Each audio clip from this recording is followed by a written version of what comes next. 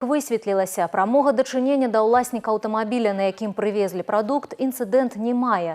Машыну сапраўды пазычылі, але для іншых мэтаў. З дапамогай гэтай інфармацыі ўдалося выйсці на сапраўднага парушальніка.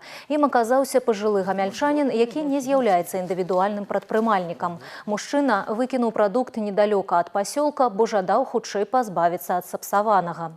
В течение длительного времени гражданин не являлся по повесткам. В связи с этим к выполнению процессуальных действий был привлечен отдел внутренних дел администрации Центрального района города Гомеля, который обеспечил его принудительный привод.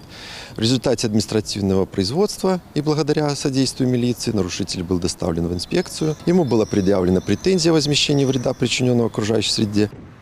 Парушальнік сваю віну прызнаў і кампенсаваў шкоду прыродзе ў поўным аб'ёме, таму атрымаў толькі папярэджанне. Аранжавыя адходы з водаахоўнай зоны ў Чонках былі аператыўна ўбраны. Тэрыторыя прыведзена ў парадак.